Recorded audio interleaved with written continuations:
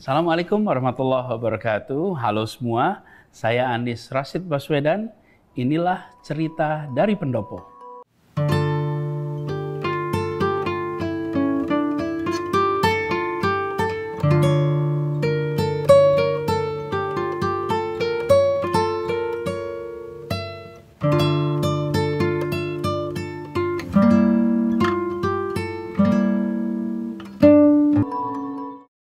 Halo Pak Anies, apa kabar? Alhamdulillah baik.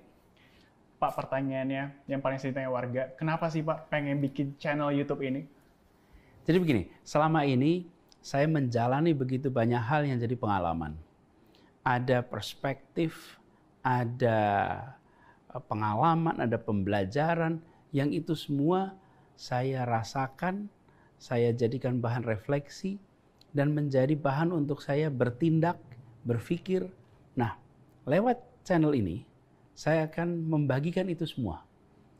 Dan harapannya bagi yang mendengarkan, ini akan memperkaya perspektif mereka atas apapun yang dilihat, apapun yang diperhatikan. Ini adalah perspektif dari kami, ini adalah bayangan dari kami, rencana dari kami. Dan itu yang nanti akan saya sampaikan. Lalu apa isinya di cerita dari pendopo ini? Lihat saja nanti, satu persatu saya akan bagikan di sini. Assalamualaikum warahmatullahi wabarakatuh. Kali ini saya akan membahas mengenai Kepulauan Seribu. Tapi sebelum kita bicara soal Kepulauan Seribu, saya sedikit beri perspektifnya, konteksnya. Mengapa Kepulauan Seribu ini perlu kita bahas? Dunia selama begitu panjang menyaksikan ketimpangan antar negara. Bahkan dulu ada istilah dunia pertama, dunia kedua, dunia ketiga. Ada istilah negara maju, negara berkembang, negara yang terbelakang. Banyak istilah dibuat untuk menggambarkan ketimpangan antar negara. Nah, beberapa waktu terakhir ini, ketimpangan antar negara itu sudah mulai makin tipis. Tetapi yang muncul lebih kuat justru ketimpangan dalam negara. Di saat ketimpangan antar negara itu mengecil, tapi ketimpangan dalam negara itu melebar. Jadi misalnya bedanya Jakarta dengan Singapura, dengan Tokyo, dengan Los Angeles, dengan London, 3 dekade yang lalu, 4 dekade yang lalu mungkin gapnya tinggi. Sekarang jarak gap antar kota-kota itu makin tipis. Tetapi antara Jakarta dengan kawasan lain di Indonesia gapnya makin membesar. Nah, sekarang kita bicara tentang di Jakarta. Di dalam kota Jakarta sendiri, yang disebut sebagai Provinsi DKI Jakarta, itu ada 5 kota, 1 kabupaten. Nah, ketimpangan antara kota dan kabupaten terasa makin luas. Kotanya mengalami perkembangan, tapi kabupatennya justru terlihat stagnan sehingga gapnya meluas.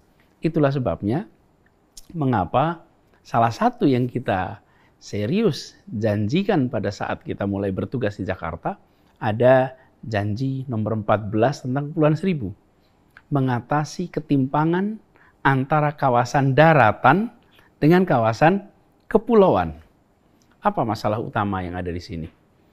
Kita sadar bahwa nomor 1, untuk kita bisa hidup dengan layak, ada kebutuhan-kebutuhan dasar harus terpenuhi. Mulai dari air, tempat tinggal, kebutuhan pangan, dan lain-lain. Saya akan bahas itu. Tapi sebelum ngobrol lebih jauh lagi, mungkin ada yang berpikir, ini yang namanya Kepulauan Seribu itu sebenarnya berapa sih pulaunya? Ada berapa di Kepulauan Seribu itu? Mungkin boleh jadi tebakan ini sebetulnya. Kalau Anda bisa tebak, berapa pulau di Kepulauan Seribu itu?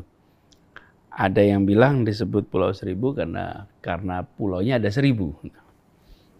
Namanya memang Kabupaten Kepulauan Seribu, tapi jumlah pulaunya 110 pulau. Dan dari 110 pulau itu, yang berpenduduk ada 11 pulau. Jadi, totalnya kalau kita menghitung yang harus kita layani, ada 11 pulau, kira-kira sekitar 7.000 kepala keluarga, yang kalau dihitung jumlahnya 27.000 orang penduduk di kawasan ini.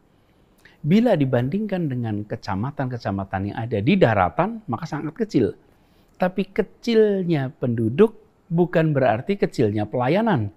Kecilnya penduduk bukan berarti kemudian tertinggal. Justru disitulah letak tantangan. Republik ini tidak pernah didirikan hanya untuk tempat-tempat yang padat penduduk.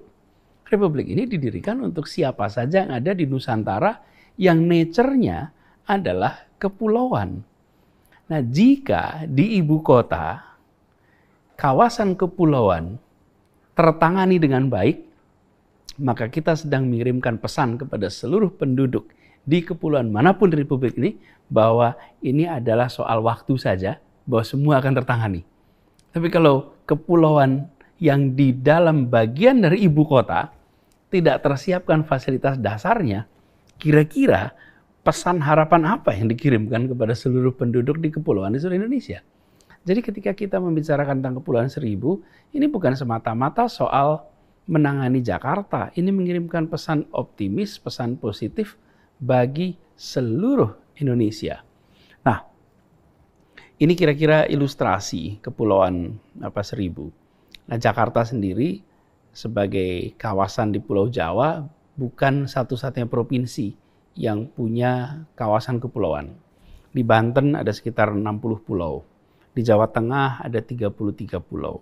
Di Jawa Barat ada 19 pulau. Tapi Jakarta yang paling banyak ada 110 pulau di kawasan ini. Dan kalau kita lihat namanya kepulauan, otomatis warganya mayoritas berprofesi sebagai nelayan atau pariwisata. Sektor-sektor itulah yang menjadi sektor utama di kawasan Kepulauan Seribu. Nah, apa saja yang kita lakukan? Kalau kita lihat ya, perjalanan umat manusia, terbentuk pemukiman kalau di situ ada air. Kalau tidak ada air, nggak akan ada pemukiman. Air apa? Ya air untuk kebutuhan sehari-hari. Ada sungai, jadi desa, jadi kota. Ada sumur yang alirnya mengalir terus, jadilah kota. Di Mekah itu ada sumur Zam-Zam, karena itu tumbuhlah jadi kota. Coba kalau tidak ada sumur itu, tidak jadi kota. Jakarta ada 13 sungai yang memenuhi. Nah, bagi penduduk di Kepulauan Seribu, salah satu kebutuhan paling mendasar adalah air bersih. Sampai dengan tahun 2018, masyarakat di Kepulauan Seribu itu mengandalkan namanya BWRO. BWRO, Brackish Water Reverse Osmosis. Ini seperti air payau yang tentu saja belum memenuhi standar air minum dan pengambilannya pakai ember, tidak perlu ada perpipaan. Sekarang alhamdulillah, dari yang kita lakukan dari 11 pulau, 10 pulau sudah menggunakan namanya SWRO, Seawater Reverse Osmosis. Ini adalah air yang diolah, disuling, sehingga memiliki kualitas standar air minum dan diantarkan ke rumah penduduk melalui perpipaan. Jadi mereka tidak harus menyiapkan menggunakan ember yang dibawa. Lalu harganya itu Rp1.050 per meter kubik. Dan kami Pemprov DKI mengalokasikan subsidi kira-kira Rp23.000 per meter kubik. Ini adalah komitmen bagi kita untuk masyarakat di Kepulauan Seribu agar kebutuhan paling dasar bagi makhluk hidup seperti manusia yang namanya air terpenuhi. Termasuk di Pulau Sebira. Pulau Sebira itu adalah sebuah pulau yang lokasinya paling jauh dari dermaga di daratan Jakarta. Jangan pernah bilang paling jauh dari Jakarta ya, karena Sebira itu bagian dari Jakarta. Jadi dia paling jauh dari dermaga kita. Ke Pulau Sebira itu lebih dekat dibandingkan dengan Lampung, daratan, dibandingkan dengan Jakarta. Tapi mereka adalah bagian dari tempat kita. Dan di tempat itu, kita fasilitasi sekarang ini dengan ada SWRO yang memungkinkan mereka dapat air berkualitas. Air mendasar. Yang kedua, listrik. Jadi sampai dengan tahun 2018 listrik belum menerangi semua pulau berpenduduk selama 24 jam. Masih mengandalkan genset. Sekarang alhamdulillah, listrik sudah menerangi semua pulau berpenduduk selama 24 jam. Lewat apa? Instalasi kabel listrik bawah laut. Sekarang mereka bisa menikmati listrik sama seperti saudara-saudara yang berada di daratan. Nampaknya sederhana, tapi itu membuat produktivitas mereka meningkat, kegiatan perekonomian menjadi lebih baik. Bayangkan bagi para nelayan, ketika mereka mendapatkan ikan, mereka harus menyimpan di cold storage, dan cold storage itu artinya membutuhkan listrik. Bahkan pulau yang terjauh yang tadi saya sebut, Pulau Sebira, yang terjauh dari balai kota, sekarang sudah punya listrik 24 jam. Berkat apa? PLTS, Pusat Listrik Tenaga Surya, yang dibangun di tempat itu. Ini bersama-sama dengan PLN. Jadi kebutuhan dasar disiapkan.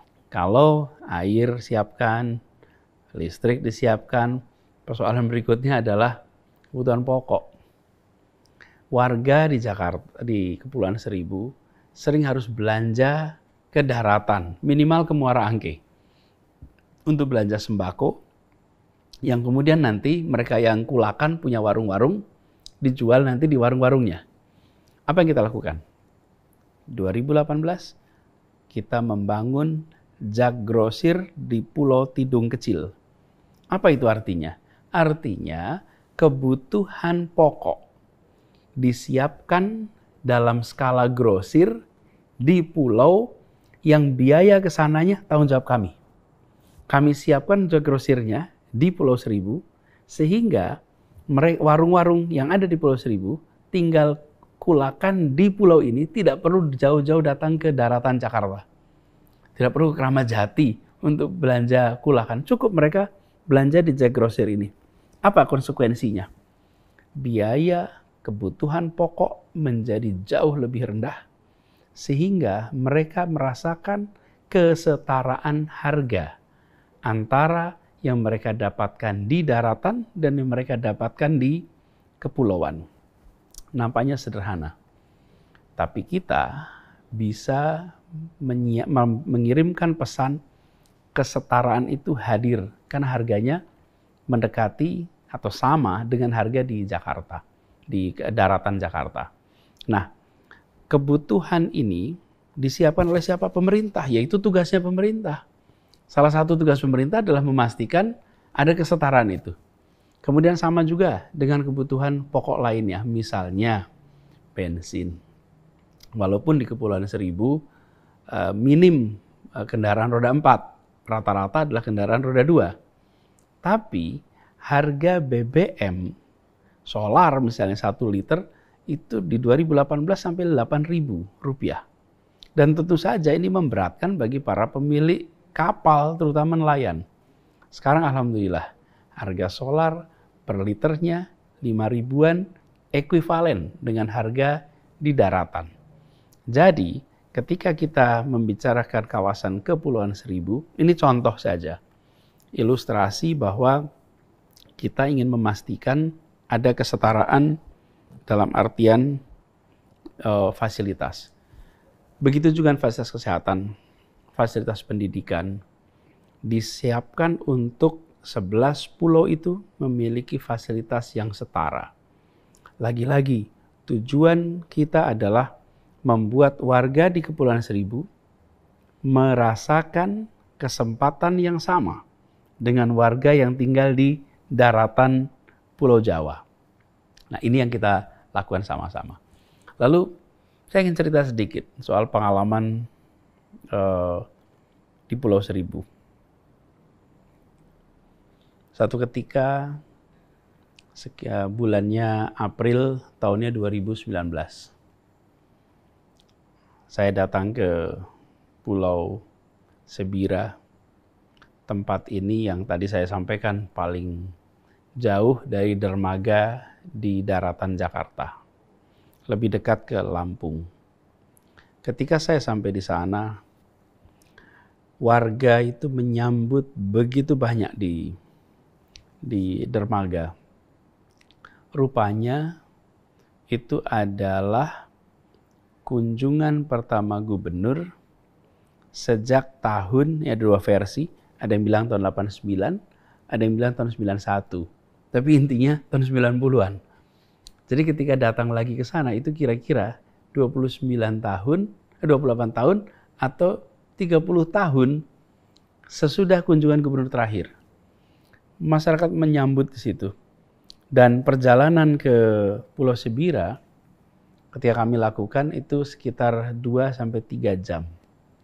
Kenapa? Karena kami mulai Februari 2019 menyiapkan kendaraan seminggu 3 kali yang bisa menjangkau Pulau Sebira dalam waktu 2 jam. Sebelumnya, warga Sebira kalau mau berangkat ke daratan Jakarta, itu memerlukan waktu 1 hari, karena bisa sampai 8 jam perjalanannya. Dan berangkat 1 hari, kemudian harus bermalam otomatis, mau pulang 8 jam lagi. Rasanya jauh sekali.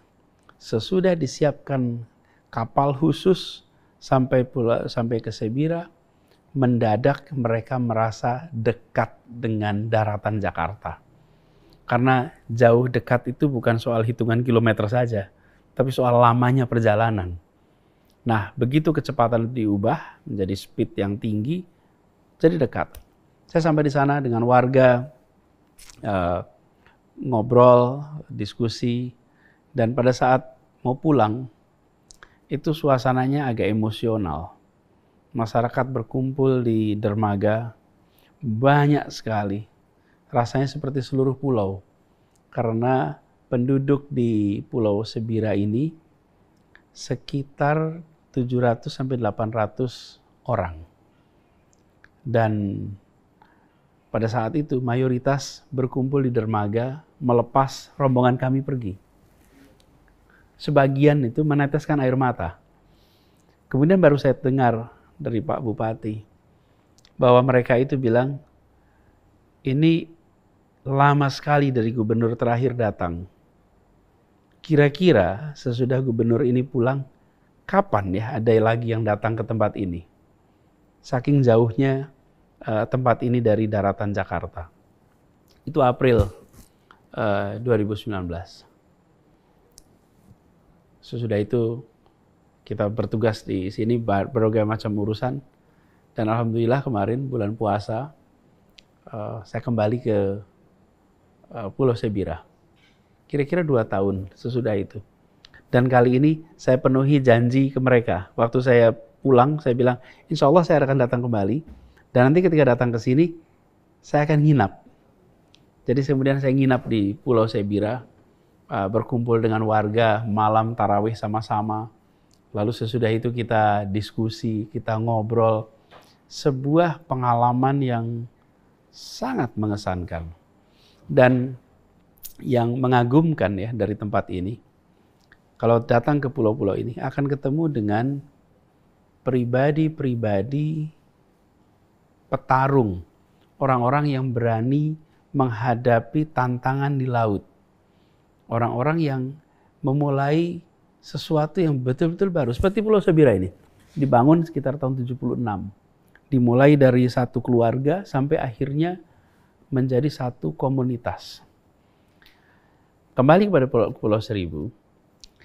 Jadi berbicara Pulau Seribu ini bukan sekedar soal menyiapkan kapal, bukan soal sekedar menyiapkan fasilitas air minum, fasilitas kesehatan, fasilitas pendidikan, pasar, itu yang nampak, menjadi foto, yang bisa ditunjukkan secara tangible, secara nyata. Tapi ada yang lebih dasar lagi, perasaan kesetaraan kesempatan. Perasaan bahwa kita ini adalah satu bagian sebuah keluarga besar warga Jakarta. Itu tidak bisa difoto. Ketika mereka merasakan pelayanan yang sama dengan di daratan, maka ada perasaan kami memang lokasinya jauh dari Monas. Tapi kami bukan orang yang tidak diperhatikan oleh Balai Kota. Kami tumbuh besar di kepulauan, tapi kesempatan yang kami miliki tidak kalah dengan mereka yang berada di daratan. Menjadi Indonesia adalah menjadi sebuah kesatuan. Menjadi Jakarta adalah menjadi sebuah kebersamaan. Kita ingin kota ini maju, tapi juga kita ingin warganya bahagia. Yang kemajuan kita bisa foto, tapi kebahagiaan itu bisa dirasakan dalam hati masing-masing. Membangun Jakarta bukan sekedar membangun yang nampak dalam foto, tapi membangun Jakarta adalah membangun perasaan kebersamaan itu. Mudah-mudahan dengan cara seperti ini, maka setahap demi setahap, yang dulu menjadi ketimpangan, nanti menjadi kesetaraan. Sehingga fenomena dunia, yang tadi saya sampaikan di awal, bahwa ketimpangan antar negara mengalami penyempitan, ketimpangan dalam negara mengalami pelebaran, di dalam konteks Jakarta, ketimpangan antar wilayah mengalami penyempitan.